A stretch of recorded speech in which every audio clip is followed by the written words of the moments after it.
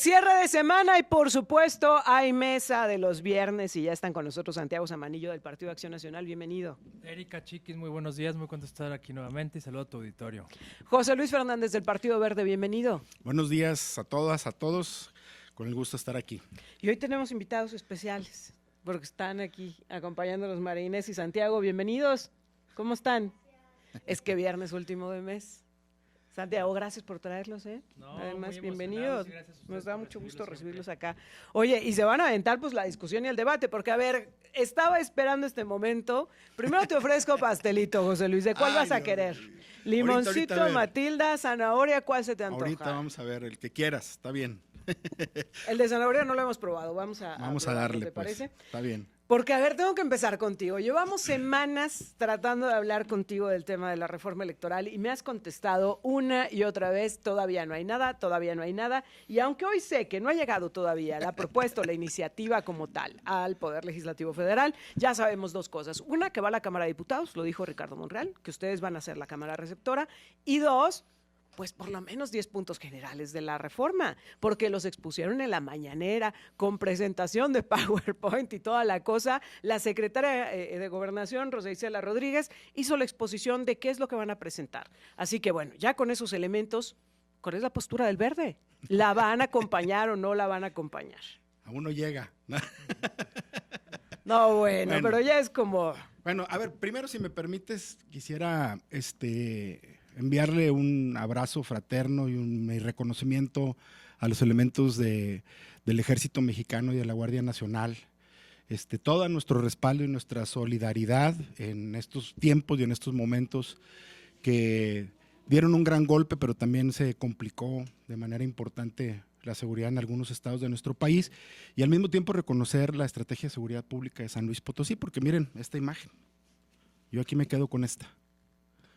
Es verdaderamente ilustrativo el trabajo Vamos a apuntar a esta cámara, por favor. El trabajo que se está realizando en San Luis Potosí en materia de seguridad pública es la estrategia correcta. Desde el 2021 que se creó este cuerpo policíaco de la Guardia Civil Estatal, pues hay resultados y aquí están. Nosotros, a diferencia de muchos estados del país, tuvimos un lunes tranquilo, donde nuestros hijos pudieron ir a la escuela, donde las personas pudieron ir a trabajar, donde los comercios se abrieron con normalidad y bueno, pues este es el resultado del trabajo de muchos años, y también hacerles un llamado y un exhorto pues a que no le aflojen, porque la seguridad pública se construye todos los días.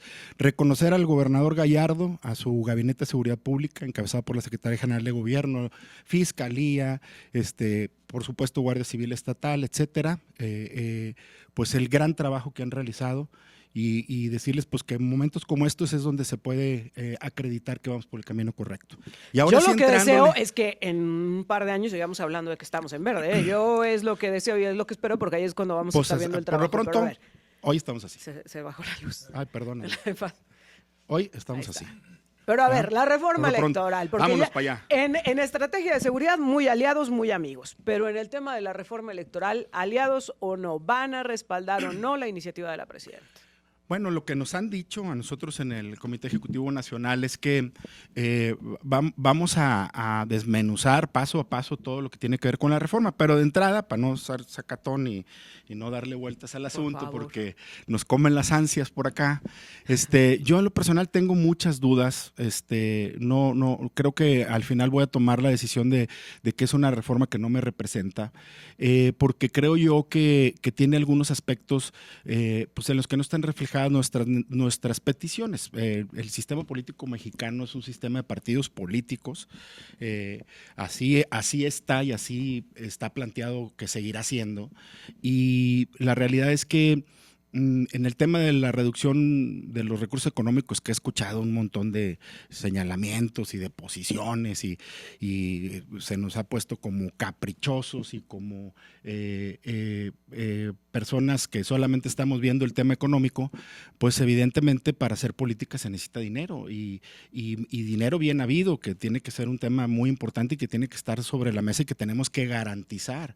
Entonces, a la hora que se viene una reducción a los presupuestos de los partidos, nosotros decimos sí a la reducción, por supuesto, pero de manera igualitaria, como ocurre en casi todo el mundo, no hay una diferencia en la repartición de los recursos en otros países, y en México no ocurre así.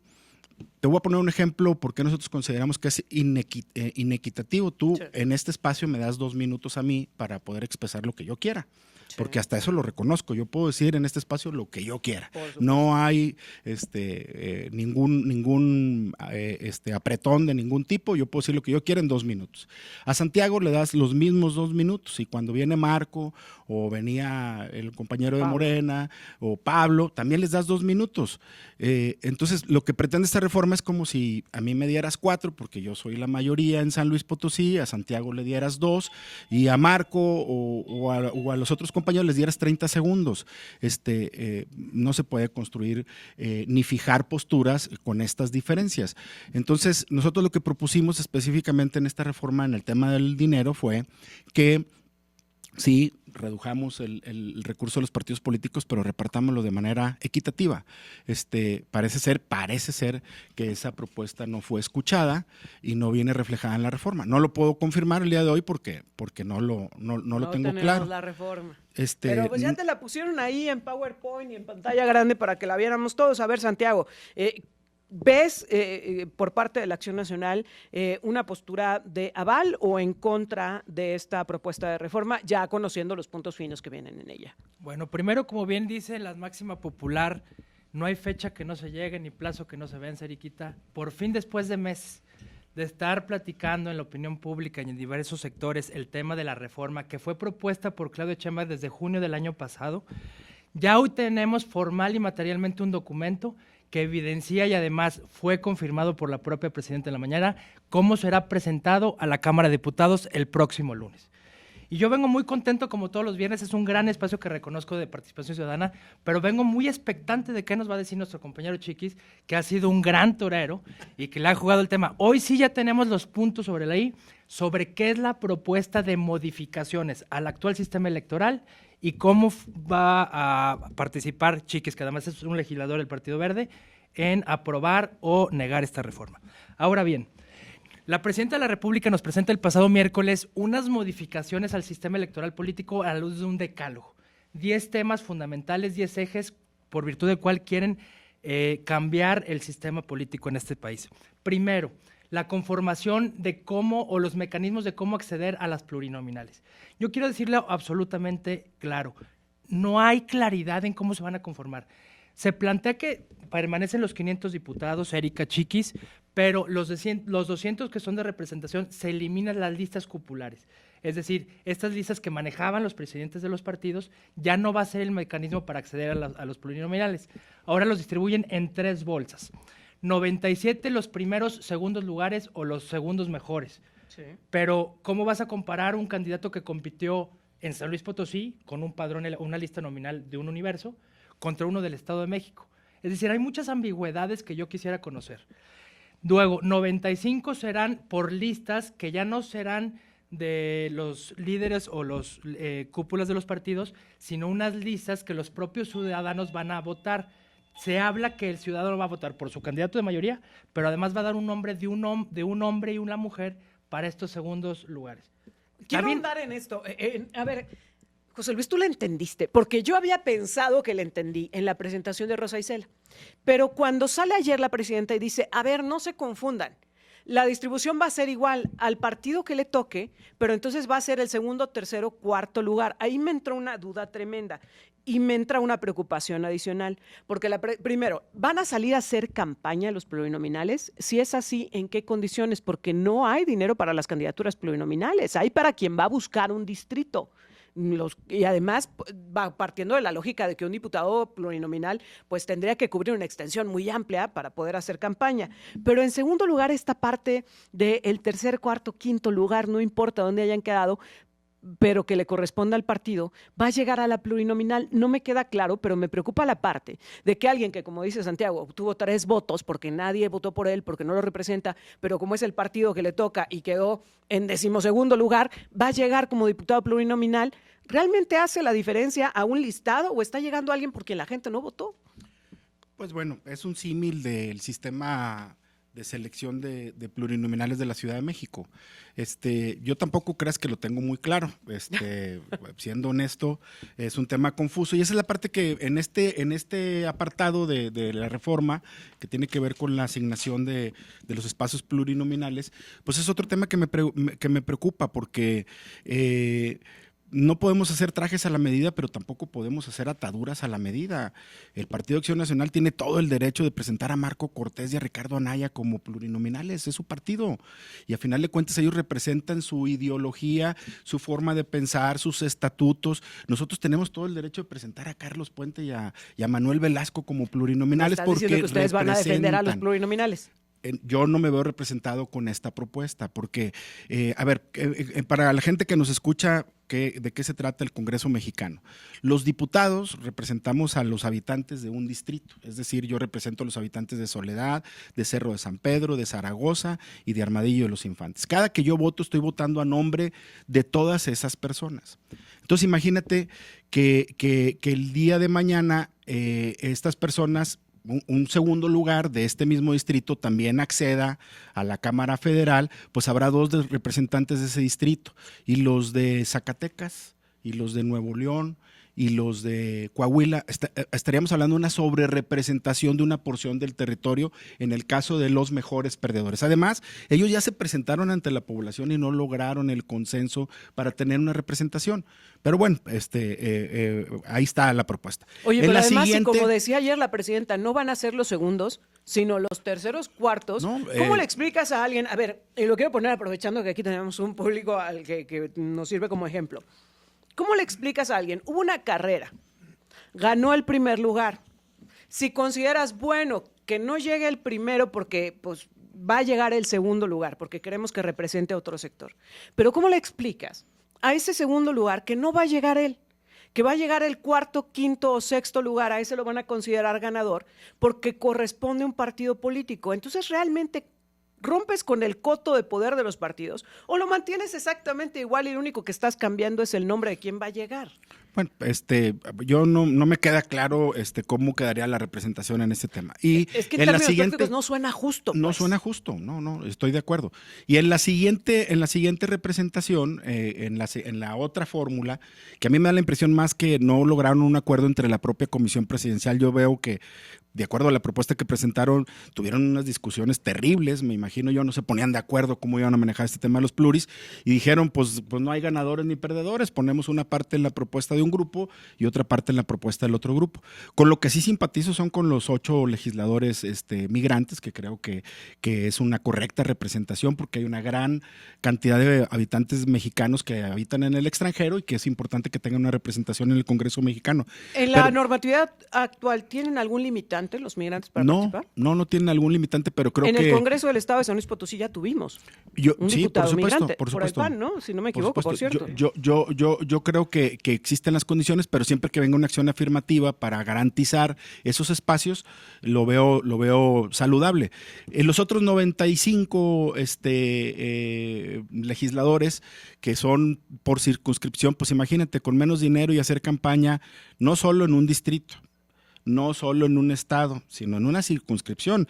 Para que la gente nos comprenda, la circunscripción a la que pertenece San Luis Potosí es la 2 y la integran los estados de Tamaulipas, Nuevo León, Coahuila, Zacatecas, Aguascalientes, Querétaro y Guanajuato. Y San Luis Potosí, por supuesto. Diputados federales que la gente dice, no viven en San Luis Potosí. Bueno, pues porque habitan en esa circunscripción. Entonces, la realidad es que ahora imagínate con menos dinero y tener que hacer campaña no solo en un distrito, municipio, estado, sino en una circunscripción, pues se antoja prácticamente muy complicado. Entonces, pues son parte de las dudas. Yo radicaría mis 2 grandes dudas en estos dos espacios y pues estoy ansioso por leer la exposición de motivos. Quiero saber cómo llegaron ahí, qué analizaron para concluir que ese era el método de selección de diputados plurinominales para que el pueblo de México estaba esperando. En verdad estoy ansioso y créeme que le voy a dedicar mucho tiempo a leer de manera minuciosa esa exposición de motivos, porque ahí me tienen que disipar todas las dudas que tengo, porque no entiendo de qué manera llegaron a esa conclusión. ¿No va a salir fast track? No lo creo. La verdad es que no lo creo, puede ocurrir cualquier cosa, pero es una reforma constitucional que tiene tiempos muy marcados, ¿no? Tiene que esperarse un periodo, una vez que se presenta, tiene que, y que la directiva la turna alguna de las comisiones, tiene que pasar un periodo, entiendo, de 5 días antes de que la comisión te pueda convocar a una primera lectura. Entonces hay algunos procedimientos que evitan que se pueda discutir de manera automática. Oye, nos están escribiendo y nos dicen, a ver, porque yo decía que no me parecía justo y nos dicen, pero ¿ustedes creen que es justo que tengamos unas tarugadas de partidos y nos empiezan a enumerar a unos perfiles que están ahí y que tienen toda la razón? A ver, y yo lo he dicho aquí, ¿no? El mismísimo Cuauhtémoc Blanco, Sergio Mayer, un montón que nos demuestran que no tendrían y que no tienen el compromiso de estar ahí, pero pues si lo vas a cambiar es para mejorar, ¿no? Si lo vas a cambiar es para garantizar. ¿Qué decir de esta figura de los pluris, Santiago? Yo también a ti te lo pregunto, ¿le entendiste bien a la fórmula? ¿Cómo se quiere vender? Me eché mi estudio para tratar de dar un punto de vista objetivo y real. Y sí es complicada el planteamiento que hacen desde Palacio Nacional de cómo se van a conformar. Ahora, el tema fundamental es, por supuesto, hay una serie de personajes innombrables que le hacen muchísimo daño a la democracia, pero que muchas veces también hay que decirlo a la gente, llega por mayoría relativa. Nuestro flamante diputado, que hoy se fue a la Casa de los Famosos, estaba revisando, ganó en votos. Y hay muchos demás. Debemos cuidar desde los partidos políticos a estas personas que les permitimos abanderar una candidatura y llegar, porque se toman decisiones de la mayor trascendencia en nuestro país. Ahora, independientemente, ¿cuál es mi opinión al tema de los plurinominales? Fíjate, hice un análisis. Si nosotros permitiéramos que se hiciera la reducción de 128 senadores a 96, como lo están proponiendo, donde van a entrar 2 por estado de mayoría relativa y 1 de la primera minoría, como hay hoy, desapareciendo las listas de plurinominales, hoy nada más el oficialismo, de manera directa, tendría 64 de los 96 senadores. Es decir, tendría el 66.6. Es evidente el acto doloso que está pretendiendo la presidenta para obtener más control, para debilitar la democracia, pero sobre todo para debilitar los partidos de oposición que son fundamentales en un sano ejercicio de la política. Los contrapesos son indispensables incluso para legitimar los propios actos de la autoridad. Y en ese sentido lo digo, yo lo que veo la trampa en esta división de 3 bolsas de los plurinominales es dividir, Erika, porque entonces tú vas a dividir el coeficiente que necesitamos los partidos de oposición para ocupar una curul plurinominal y va a salir ganando el oficialismo. Yo creo que no es de ninguna manera una propuesta que dé fortaleza a la democracia y que mejore un gran tema como es el de los plurinominales, que sí hay un nicho de oportunidad. Decía la presidenta que no es la iniciativa de un partido, que es una iniciativa de reforma electoral. José Luis, te lo tengo que preguntar, ya lo adelantaste, pero te lo pongo sobre la mesa. ¿Se tomaron en consideración, y Santiago, las propuestas de los partidos políticos, de las fuerzas políticas? ¿Hay algo de lo que haya planteado el PAN, de lo que haya planteado el Verde, que vaya en esta iniciativa? Bueno, yo a las láminas que nos presentaron en el PowerPoint, pues no veo reflejado alguna de las propuestas del Partido Verde. Me voy a referir un poquito a lo que comentaba Santiago del Senado, porque es importante también ilustrar a las personas que nos escuchan, pues para ir todos más o menos en el mismo tema. Yo en el tema del Senado tengo algunas dudas porque no estoy tan en contra de que desaparezcan los plurinominales en el Senado, porque el Senado tiene otro tipo de representación. El Senado representa a los estados, es quien cierra el pacto federal. Los Estados Unidos mexicanos se formalizan y se pactan en el Senado de la República. Entonces, de lo que se trata ahí es que los estados de manera igualitaria tengan representación. Y en el caso de San Luis Potosí tenemos 3 senadores, 2 que son Ruth González y Gilberto Hernández, que ganaron la fórmula de mayoría por el Partido Verde, y Verónica Rodríguez, que gana la primera minoría. Ahí está la representación de San Luis Potosí, son 3. Así quedarían todos los estados. Todos los estados tendrían 3 senadores. Hoy tenemos estados como Yucatán, que tiene 4, como Chiapas, que tiene 5, como la Ciudad de México, que tiene un montón, que rompen con esa igualdad entre el peso de un estado y otro. Entonces, yo ahí tengo algunas dudas.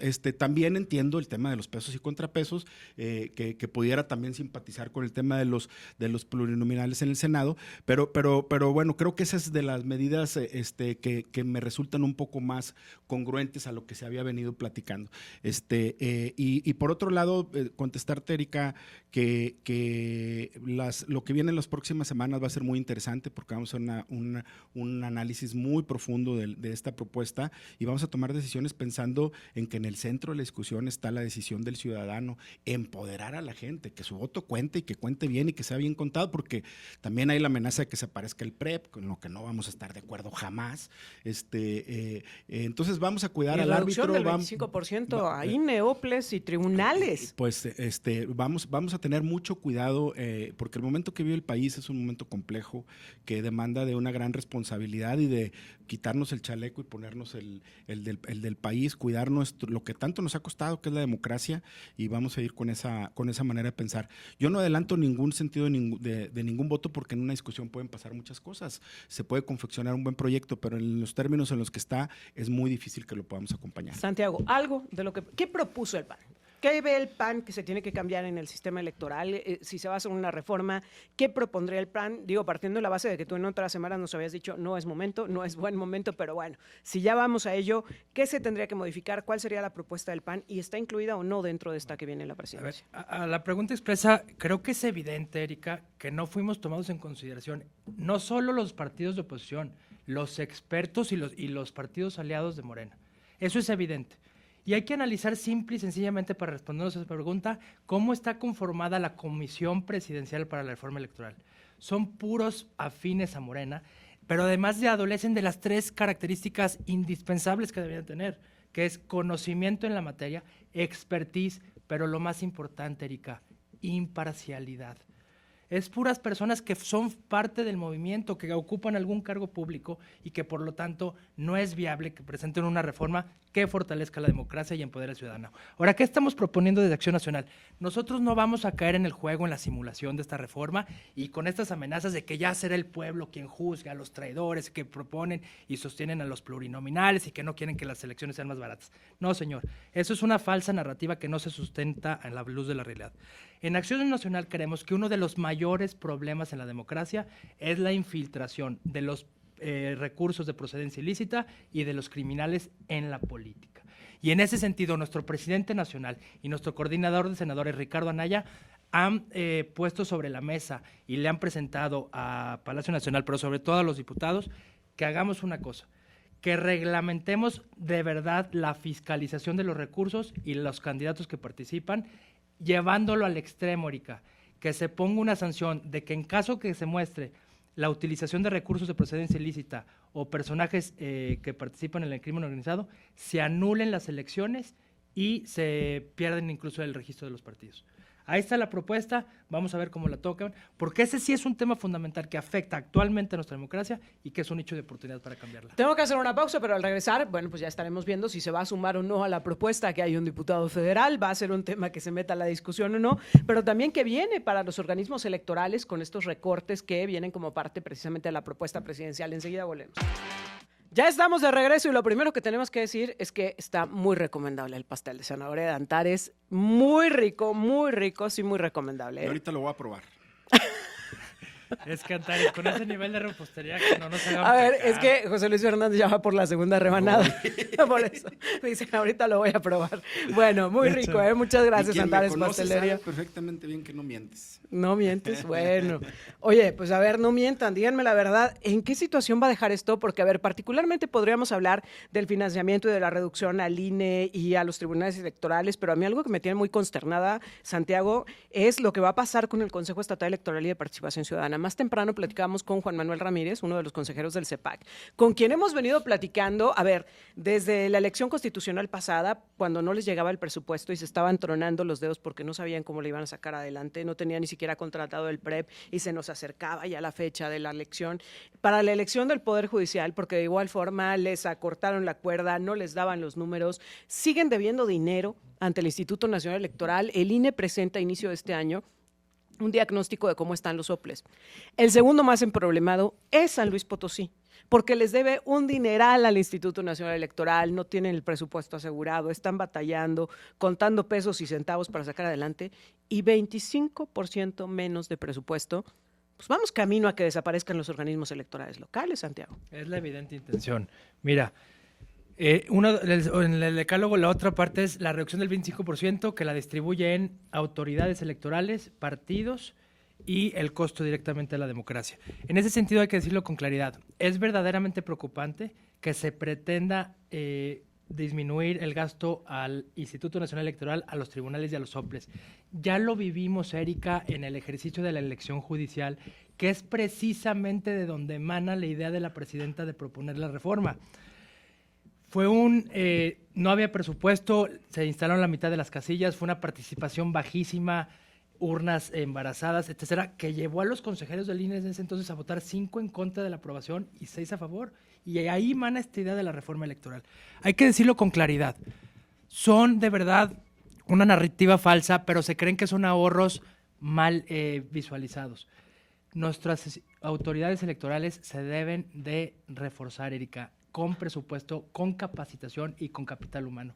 Es inadmisible que se pretenda aniquilar la democracia quitándole los recursos a nuestras autoridades electorales.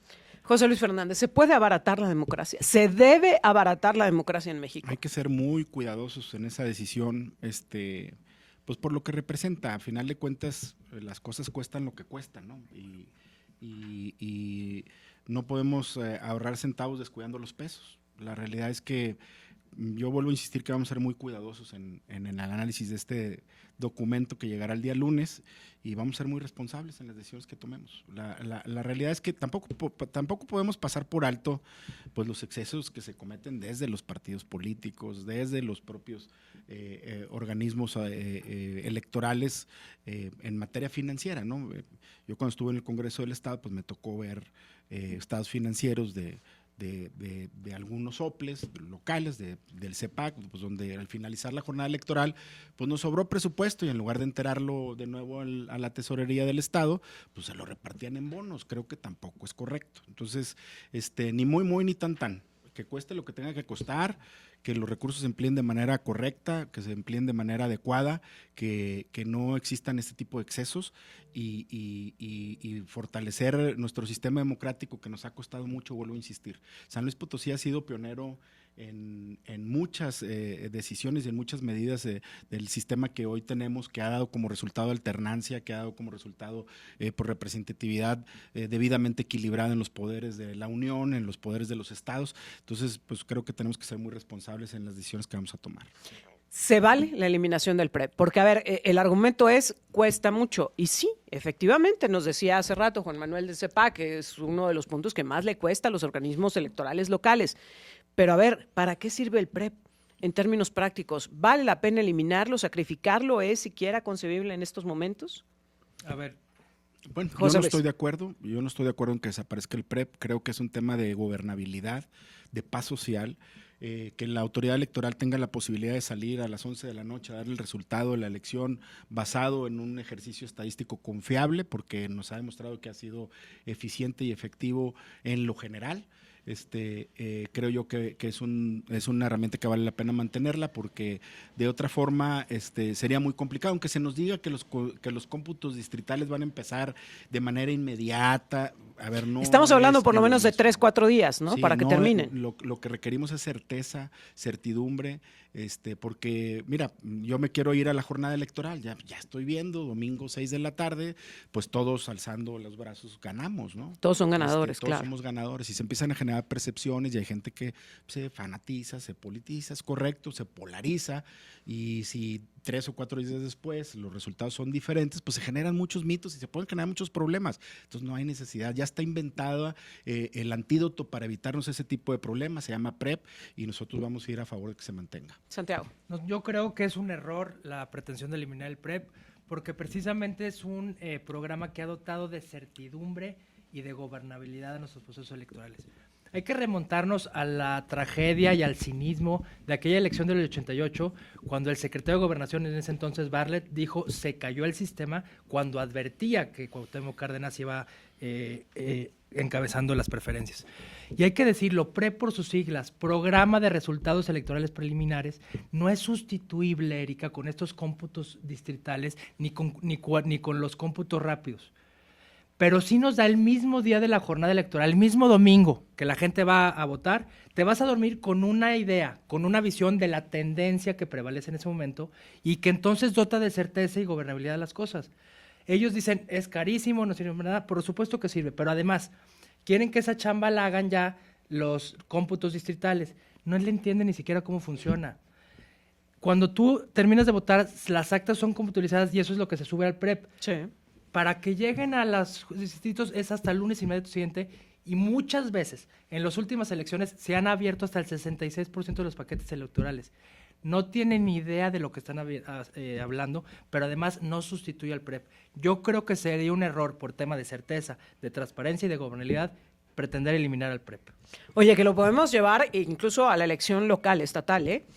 Yo recuerdo la última elección, precisamente al gobierno del estado de San Luis Potosí, los paquetes electorales de algunos lugares de la Huasteca tardaron muchísimo en llegar porque se fueron desplazando poco a poco. ¿Por qué? Porque pues también hay que considerar que hay un entorno de inseguridad en este país que no permitía que, la jornada había terminado a las 9:10 de la noche, es decir, el trabajo en cada una de las mesas de votación se había acabado a las 9:10 de la noche.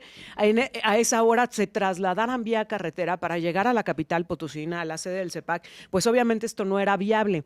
Entonces esa noche ningún paquete se movió, empezaron a desplazarse durante el día siguiente, entonces avanzaron, por ejemplo, a Valles y luego de Valles se vinieron a la capital potosina y ese fue como el trayecto que tuvieron que seguir. Era el lunes en la tarde y estaban llegando apenas paquetes de algunas zonas de la Huasteca y algunos llegaron incluso hasta el martes. Partiendo de esta base, esos empezarían a ser contabilizados hasta el martes. Llevaríamos por lo menos 2 días después de la elección sin tener siquiera el paquete electoral, ya ni siquiera pensar en los conteos. Ese es el tema. Y esto genera un gran tema que además se contradice en la propia reforma. Déjame advertirlo.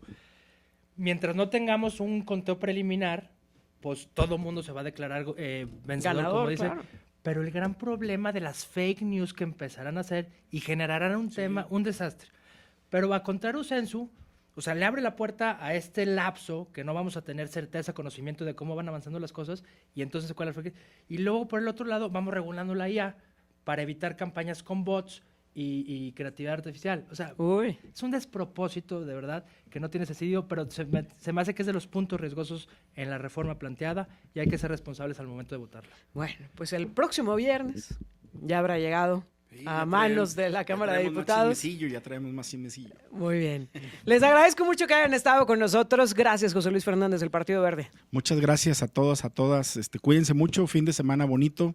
Parece que ya empezó el calorcito, la temporada. Si salen por ahí, cuídense bastante y nos vemos el próximo viernes. Gracias, José Luis. Gracias, Santiago. Erika, Santiago muchas Zamanillo. Gracias como siempre. Chiqui, es un gusto saludarte y excelente fin de semana para todos, amigos.